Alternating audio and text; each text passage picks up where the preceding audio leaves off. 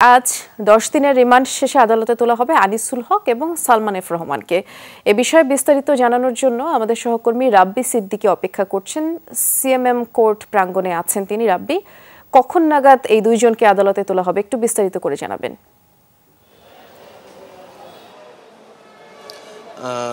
বৃষ্টি, একটু বলতে চাই, আজকে আদালতে তোলার কথা রয়েছে সাবেক আইনমন্ত্রী আনিসুল হক, সাবেক প্রধানমন্ত্রীর উপদেষ্টা সালমান এফ রহমান, এবং সেই সাথে আপনি জানেন যে এনটিএমসি, যে ন্যাশনাল টেলিকমিউনিকেশন মনিটরিং যে সাবেক প্রধান ছিলেন জিয়াউল আহসান, তাকেও আনা হবে।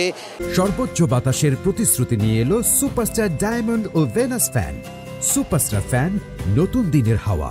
একই সাথে গতকাল বনানী থেকে গ্রেফতার যে সদ্য যে সংসদ, যে বিদায়ী সংসদ, সেই সংসদের চিফ হুইপ আসম ফিরোজ। মোট কথা আজকে প্রায় 4 জন নেতাকর্মী, এর ভিতরে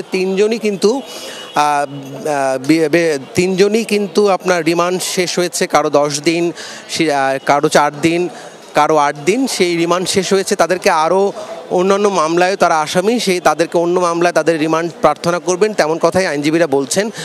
তবে সেই সাথে আমি বলতে চাই যে সাবেক সমাজ কল্যাণ মন্ত্রী, সাবেক শিক্ষা মন্ত্রী, আওয়ামী লীগ নেতা দীপু মনি, তারও রিমান্ড শেষ হয়েছে। তাকেও আজকে এই চিফ মেট্রোপলিটন ম্যাজিস্ট্রেট কোর্টে আনা হতে পারে।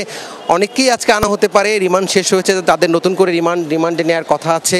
সেই সঙ্গে আইনজীবীরা বলছেন যে আসলে তারা এই যে যারা গ্রেফতার হয়েছেন, তারা এই ছাত্র জনতার যে অভ্যুত্থান, তাদের উপর নির্বিচারে গুলি এবং এই গুলির উস্কানিদাতা, ইন্ধনদাতা এই নেতাকর্মীরাই, এবং সে কারণেই তাদের রিমান্ড প্রয়োজন। এবং এই হত্যার সঙ্গে আর কারা কারা জড়িত তাদেরও খুব দ্রুত গ্রেফতার করতে হবে। সেক্ষেত্রে রিমান্ডই হতে পারে, যে রিমান্ড নিলেই অনেক নাম বেরিয়ে আসবে, অনেকের নাম বেরিয়ে আসবে, সে কথাটা কিন্তু তারা বারবার বলছেন। বৃষ্টি, আমরা অপেক্ষায় আছি এই আওয়ামী লীগের যে সমস্ত সাবেক মন্ত্রী, এমপি আছেন, তাদের এখানে আনার।